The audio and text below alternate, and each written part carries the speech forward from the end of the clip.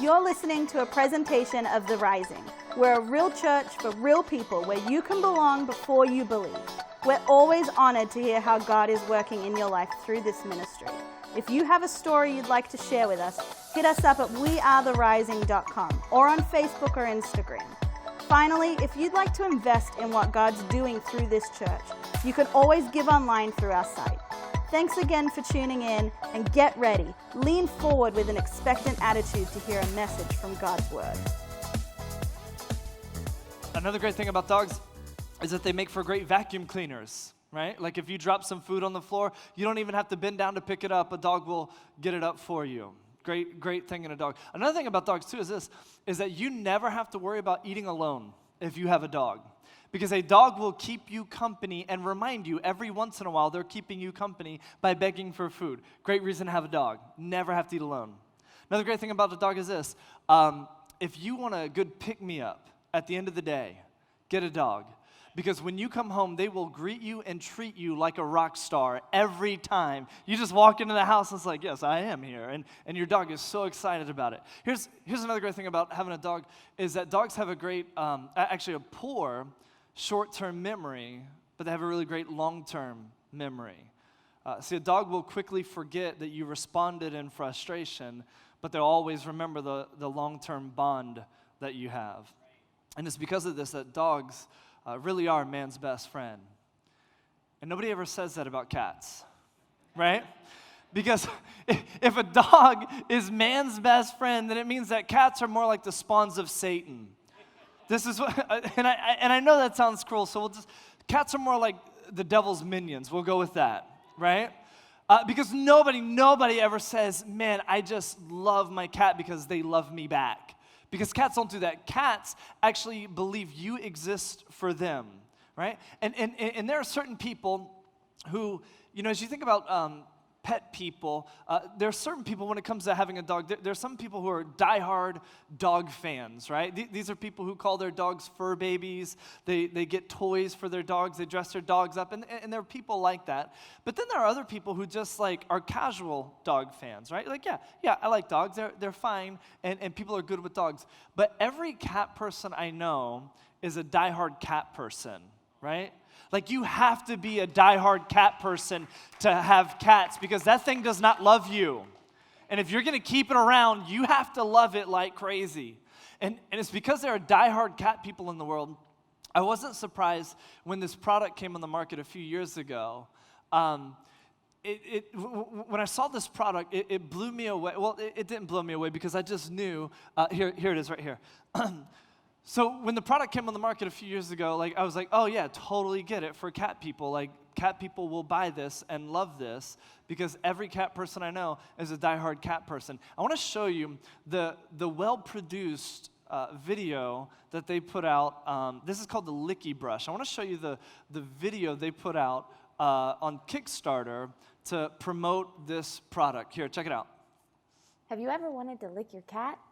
Now you can. Without the fur balls. Introducing Licky Brush. Cats groom each other as a form of social bonding. As a human, you're left out of this intimate ritual. With Licky Brush, you can now lick your cat back.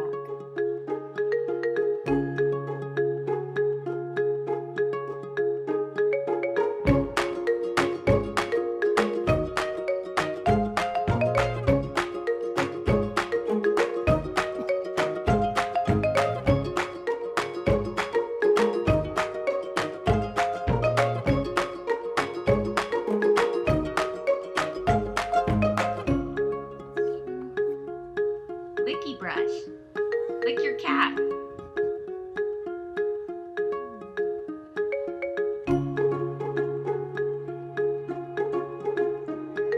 Only cat people. Right? Is anybody else slightly uncomfortable after watching that? Yeah. Right? Come on, only cat people would do this. Here, I want to show you, I want to read to you some of what the Licky Brush website says about this product. They say this, straight from their website. Cats groom each other as a form of social bonding. There's also evidence to suggest that cats view and treat their human captors as large cats. As a human, you're left out of the intimate licking ritual. At best, you have a one-sided licking relationship with your cat. We have designed Licky Brush to bring you and your cat closer. By using Licky with your cat on a regular basis, you'll develop a more intimate and bonded relationship, much like a mama cat bonds with her young. People, we live in a society where people are buying tools so that they can lick cats, so that they can have a deeper bond with them. I think it's time we talk about how to have healthy friendships, right? And this is exactly what we're doing in this series called Instamacy. This is a series that's all about how to have real friendships in an Instagram world. Last week, we kicked off this series by talking about the relationship that I have with the thing in my pocket. And we talked about the relationship we all have with our phone. And so many of us have this false friendship with our phone. We're glued to it. We're tied to it. And a lot of our friendships take place through a small screen. And we said that if we're going to have real friendships in an Instagram world, then we need to have a cellular exodus. It's time to break free from the phone, look up from the screen, and start looking at real people. And so that's where we were last week. Today, I want to preach from this title, if you would take a moment to write it down, because I know each and every one of you are going to take notes for this sermon. Here's the title for my sermon. It's this: Fans, Followers, Friends, Friends for Real, for real. Fans, followers, friends, and then friends for real, for real. I know you say we're friends, but are we friends for real, for real? Fans, followers, friends, friends for real, for real. Here's the thing. Each and every one of us has some fans in our life, right? Fans are people who support us and love us when things are going really well. They cheer for us. They root us on when things are going really well. But when things aren't going well, our fans fade. You can just ask the LA Chargers. They can't fill the stadium, right? Our fans fade when things aren't going well. And followers are pretty similar to fans. Followers are people who follow us because they like what we can give them.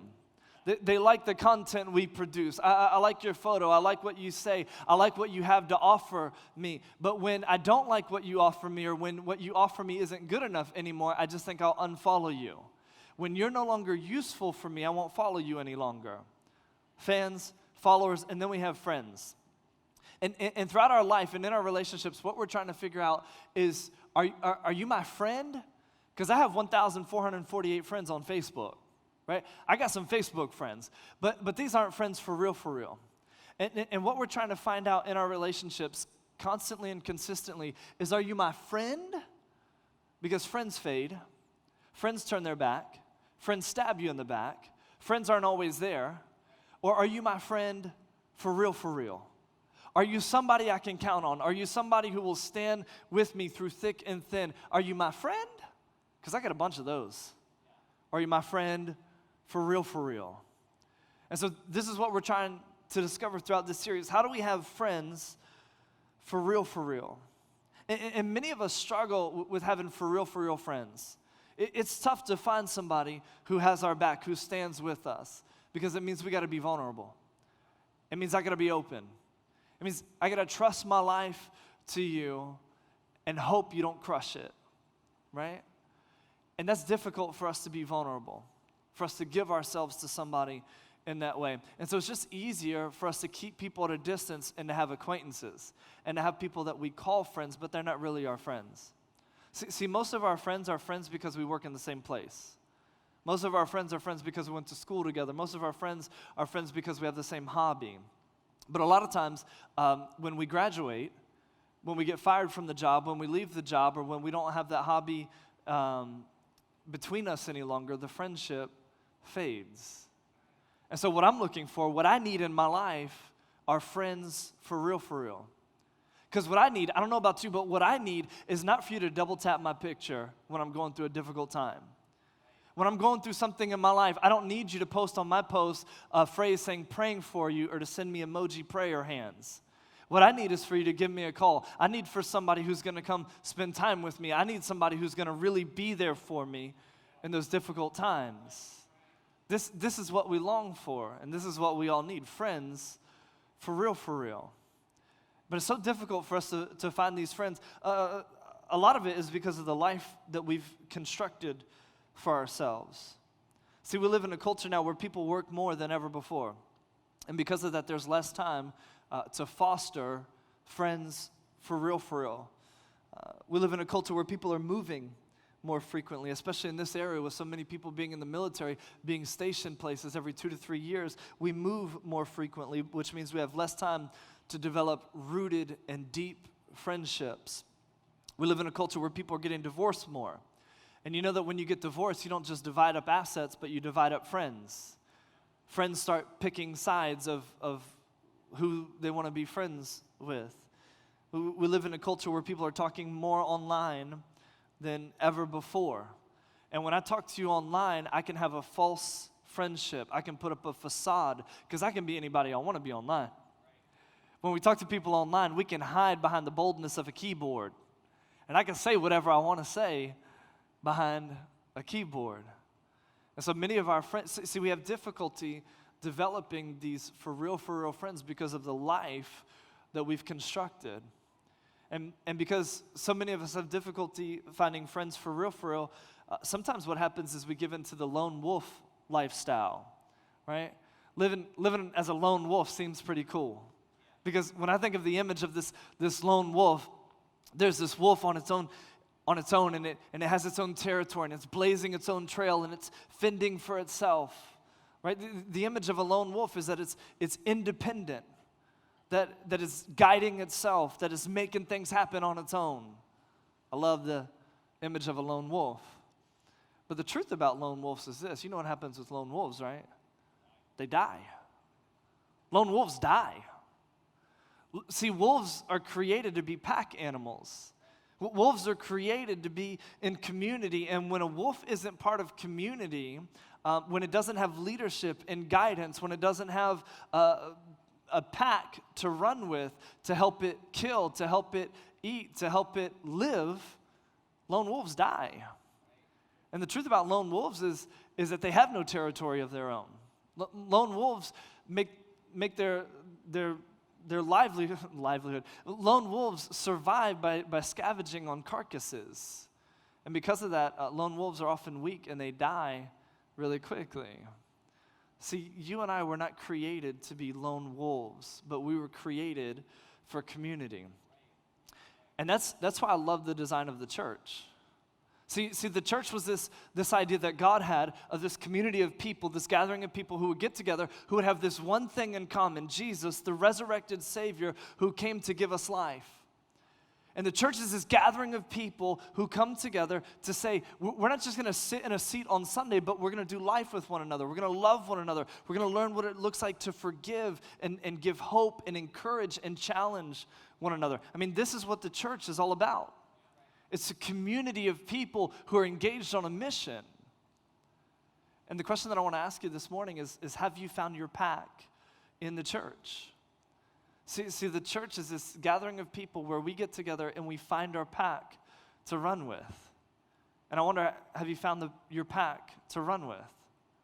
Because maybe you found your pack at work, or maybe you found your pack with friends that you went to college with, or maybe you found your pack, and that's great and that's cool. But the question I want to ask you is, are you running with the right pack?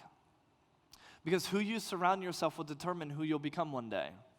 Who you surround yourself will determine who you are right now, and it'll determine your life right now. So the question I want to ask is, have you surrounded yourself with the right people? Have you found the right pack? I love hearing stories of how people in this church have found their pack. They found their place here in this community. I think about people like Seth and Miles, who are part of this church. And Seth and Miles, they're friends. They became friends because they started serving together on the same team. And so they built this friendship. But then they joined a group together, and in this group, their friendship was strengthened. But throughout this process of finding friends here, Miles, through Seth, got a job at the same company that Seth works for. And so because he met Seth, because they became friends, Seth told him about this job opening at his job, and Miles went from being a server at a restaurant to working this job now, and he said he loves it. But that never would have happened if he didn't find his pack, if he didn't meet a friend here who would open that door for him later on. I think about people like Nicole. If you're here last week, we had Nicole up here on stage, and she was sharing her story about how she's found community in this church, her and her husband Trevor. And one of the things that she didn't get a chance to share is when they got involved in a group, a guy's group and a ladies' group, their marriage got better. Like she shared before that their marriage was terrible, but then they got involved in this group, and their marriage took a turn for 180 degrees, so that it was terrible to now it's great. Another thing that she didn't get a chance to share is this, that next week, her son is having his 6-year-old birthday party. And this is the first time he's ever had a birthday party in his life, because this is the first time that he has some friends he can invite to this birthday party. The reason is because they found their pack in this church. And listen, I could go on and on sharing stories about people who have met and made friends here in this church. I could tell you stories about people who have gained workout partners and marriage partners and just great friendships as they got involved in this church and they met their pack. But the question I want to ask is, what's your story? I mean, I could tell you stories of other people, but what's your story? My hope today and throughout this series is that you'll find your pack. Hey, and this is why it's so vital for you to get involved in a group. So we're launching this season of groups. It's happening just in a couple weeks. It's beginning, and we have a bunch of groups. Those groups are on your chairs, so you have a bunch of different options to choose from. But this is why it's so vital for you to get involved in a group, so that you can meet your pack, you can find your crew, and surround yourself with some new friends. Because again, who you surround yourself with will determine who you'll become. So if you haven't signed up for a group, make sure you sign up for a group. They're going to fill up fast. But I wonder, have you found your pack in this church? The tagline for this series, Instamacy, is how to make real friendships in an Instagram world. And so what I want to do for the rest of our time today is I want to give you some practical steps that you can practice that'll help you find your pack and have real friendships. But first, I want to read a couple passages from this ancient book of Proverbs in the Bible, this book of wisdom, so we can see what the author has to say about friendship. Here's what he says, Proverbs 17:17. A friend is always loyal. A friend is always loyal. We're not talking about fans. We're not talking about followers. We're not talking about Facebook friends. We're talking about for real friends. A for real friend is always loyal. They stand by you no matter what. They stand with you even though you're not a beautiful person. They stand with you in the ugliness of your life. They stand with you in the difficulty of your life. A friend is always loyal. It's hard to find people like that, isn't it? A friend is always loyal. Proverbs 13:20. Walk with the wise and become wise. Again, who you surround yourself with will determine who you'll become. Associate with fools and get in trouble. How many of us could say some of the biggest regrets in my life came because I was hanging out with the wrong people? Yeah. The scriptures have some wisdom for us. We've experienced this. We've lived this. Associate with fools and get in trouble. Hey, maybe today is the day that you reevaluate some of your friendships and say, I can't run with the fools. I got to run with the right people. Proverbs 18:24. One who has unreliable friends soon comes to ruin, but there's a friend who sticks closer than a brother. So I want to teach you just real quick some practical steps that you can practice so that you can develop real friendships in an Instagram world. So the first thing is this, and this is the overarching principle if we're going to have real friendships, because this is what we long for, right? This is what we hope for. This is what we desire. We want real friendships. What we want is not instamacy. What we want is intimacy. And intimacy is not something that happens between a man and a wife in a bedroom. That's part of it. But intimacy is being known and knowing others. Each and every one of us, what we want is to be known. I wonder, if you knew me and everything about me, if you knew the stuff in my shadows, if you knew the darkness in my life, if you knew something, would you still love me? This is what we're wondering. Would you still accept me? Would you still embrace me? If I let down the walls, if I turned on the lights, and you knew me, would you still love me? We want to be known, and we want to know others. Not only do we want others to love us and accept us and be there for us, but we want to be that for other people. So if we're going to experience true intimacy in our friendships, here's the overarching principle right here. You have to become the person that the person you're looking for is looking for. So if you want to have great friendships, then become the person you're looking for is looking for. Take a moment, think about it. Become the person that the person you're looking for is looking for. If you want to have real friends in an Instagram world, then you got to be the friend your future friends are looking for. You got to be what you want to have. If you want to have great friends, then you got to be a great friend, right?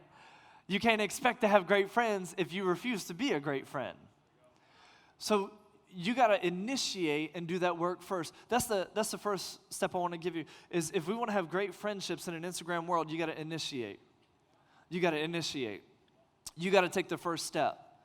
I don't know if you know some people like this. I know some people like this. Maybe you are somebody like this. But there are people that I know in my life who have said things like, who have gotten mad at me, who didn't like it because I didn't call them. Well, you didn't call me. You didn't invite me to hang out. You didn't start the conversation. You didn't ask me how my day was. You didn't ask me how my week was. You didn't check up on me. You know some people like this? And it's in times like that I just want to flip the mirror and say, okay, got it. But let me just ask you, when did you call me? When did you ask me about my week? When did you ask me about my family? When did you ask me? When did you initiate a time for us to hang out? See, if you want to have great friendships in an Instagram world, you got to initiate. You can't sit back and just complain that nobody's talking to me, nobody's inviting me out, nobody's hanging out with me.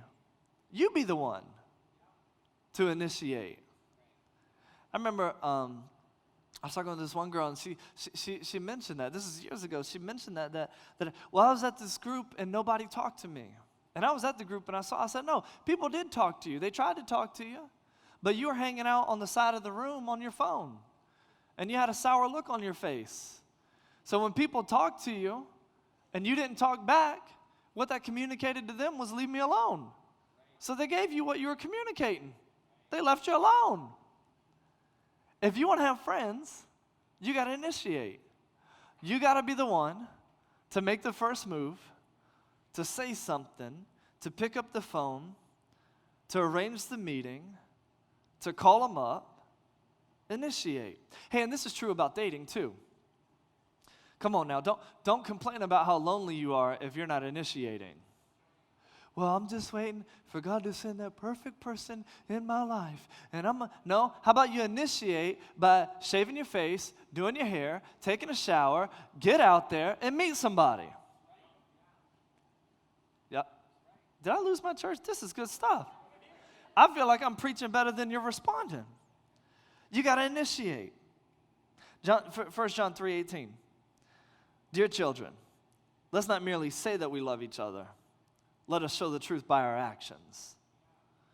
If you want to have great friendships, then you got to lead the way and initiate. Well, no one invited me out. You invite them out. Well, I don't really know many people at this church. You initiate by joining a group that we're starting this season.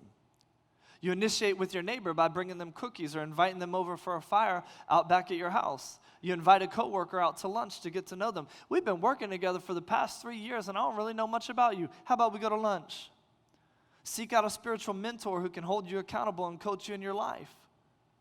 Well, nobody organizes hangouts with my friends. Nobody plans anything. Well, then you be the one to take it upon yourself, and you say, it'll be my responsibility to organize it and initiate. If you want to have great friendships, you got to initiate.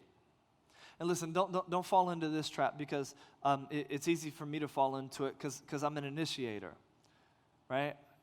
Like if I'm going to have friendships in my life, I got to initiate. So you can't fall into this trap where you say, well, I'm always initiating. I just wish somebody else would do it. Well, listen, you can take it like that, and you can see it from that victim mentality, and you can complain about it, or you can just say, what I want is great friendships in my life, and so I'm just going to lead the way. It's up to you. You want to have great friendships in your life, it's up to you. There's a phrase that I have that I try and live by, and it says, run with the runners. Run with the runners. So I'm not going to complain that some people are walking or some people don't want to come along or some people don't want to join. I'm going to just run with the ones who want to run. I'm going to just keep on going because I have a vision and direction for my life. This is where I'm headed. Hey, you want to come on, let's go. You got to initiate. So the first thing is, if you're going to have great friendships, you got to initiate. The second is this: you got to listen. Listen. James 1:19. My dear brothers and sisters, take note of this. Everyone should be quick to listen, slow to speak, slow to become angry. How many of y'all, that advice right there just saved your marriage? Come on. Be quick to listen, slow to speak, and slow to become angry. We love it when people listen to us. We love it when people listen to us. I got this thing going on in my life. I just want to tell you about it. We love it when somebody says, I'll listen. I'll listen. Here's what we don't love: when somebody responds back with, well, you know what you should do is, hey, can you just listen? Can you just listen? And this is tough for me, right? And this is something I've been learning about myself recently. And as I'm learning this about myself, I see it in so many other people. And it's this. See, I'm a fixer, right? I want to help people. That's just the nature of who I am. And so in my mind, my thought is this. And guys, maybe you can resonate with this. Ladies, you already understand this. In my mind, I'm thinking, if you don't want me to fix it, why are you telling me? Right? Like, why are you sharing this with me if you don't want me to fix it? And ladies, y'all get this. You're like, we just want you to listen. Because I'm going to fix it on my own, but I just need to know you understand. I just need to know you hear me. I just need to be heard and be empathized with. And that was frustrating for me for so long, because I'm like, yeah, but if you just did this, your problem would, but that doesn't help. I'm in this group online, this men's group. We meet every other week. And a few weeks ago, we were talking about unsolicited advice. And we asked the question in the group, do you give unsolicited advice? I said, oh, yeah, I give it all the time. I do, man. Like, I'm the guy who, if I'm at the gym and I see somebody and they got improper form, I'll go over to them and I'll be like, hey, what are you trying to work? Oh, I'm trying to work my back. Okay, cool, because what you're doing isn't doing that. How about you do this instead? Like, I'm that guy, and I'll tell people, hey, I'm not trying to be that guy, but I am trying to be that guy. And so I realized, like, I just want to be helpful, though. And look, if you know some people in your life who give unsolicited advice, give them grace, because they just want to be helpful. They just want to help you through that. They just want to help you overcome. But when I was in the group and we flipped the script and I started reflecting on, how do I feel when somebody gives me unsolicited advice? I mean, it depends on who they are. But how do I feel? Well, when somebody gives me unsolicited advice, I feel annoyed. I feel irritated. I feel like, what, are you trying to say I'm a moron? Because don't you think I already thought about that? Right? See, so sometimes people will come up to me and they'll give me unsolicited advice like, hey, Pastor, I don't know if you ever thought about that. And I'm like, yeah, I think about that all the time. Like, it's just my job. I think about that all the time. Hey, maybe you should. Yeah, we tried that like 5 times and it didn't work. Right? Like, there are times when I receive unsolicited advice, I feel annoyed and irritated, and then I was like, oh, wait. I do that to other people. And then I realized I can't do that if I want to be a great friend. So this is something that I'm working through now. And again, the motivation comes from, I just want to be helpful. I just want to help you overcome that so that this isn't in your life. But what I'm discovering even more now is that if you're going to be a great friend to somebody, what it requires is listening. And then after you listen, you ask, do you want me to speak into that? After you listen, you ask, how can I best help you? That's a great friend. And I want to talk about this real quick. When I talk about listening, we love people that we can vent to, right? Because sometimes I got something in me that I just need to get out, and so I need someone safe that I can vent to. But sometimes what we call venting is sinning, right? Because sometimes what we mask as venting is actually gossip and complaining, and it's a sin. And maybe you hear that and you're like, wait, okay, but I just need somebody I can let some steam off with, and I get that, and you need to have a safe place where you can do that. But again, sometimes our venting is sinning because we're gossiping and complaining. And maybe you hear that and you're like, okay, wait, I understand the gossiping part, but complaining? You're saying complaining is a sin? Yeah. Look, Numbers chapter 11, verse 1. Now the people complained about their hardships in the hearing of the Lord. And when he heard them, his anger was aroused. The thing that arouses God's anger is sin. Then fire from the Lord burned among them and consumed some of the outskirts of the camp. The people of Israel in the book of Numbers were complaining. God heard their complaining and he rained down fire. Thank God he doesn't do that now. If God rained down fire every time we complain, we'd be some crispy critters, right? But sometimes when we vent, it's really gossiping and it's complaining. Here's what venting is. Venting is, I got something inside of me that I need to let out. And if I don't let it out, I'm going to explode, right? But here's the thing too. If you're constantly venting, there's something deeper going on that you need to address. It's draining joy. It's a peace that's diminished. It's an improper perspective that you have. And so what's going to help you is not constantly venting. What's going to help you is digging deep to find out what's really going on in my life. Let me address that. And that's what a great friend is for. See, if you're constantly venting, what you're going to do is you're going to drive people away from you. Because nobody wants to be the recipient of your hot air on a continual basis. So here's what true friends are. Here's what friends for real are. Friends, for real friends, aren't people who listen to you vent. For real friends are people who listen to you vent, and then they say, well, it sounds like you need to do something about this. And then you go and do something about it. This is what for real friendships look like. Like, if all you want to do is vent, that's not friendship, that's narcissism. If you want for real friends, then you can go to them and say, this person just hurt me. And they respond in Christian love and say, well, I guess you have to forgive them now because God forgave you.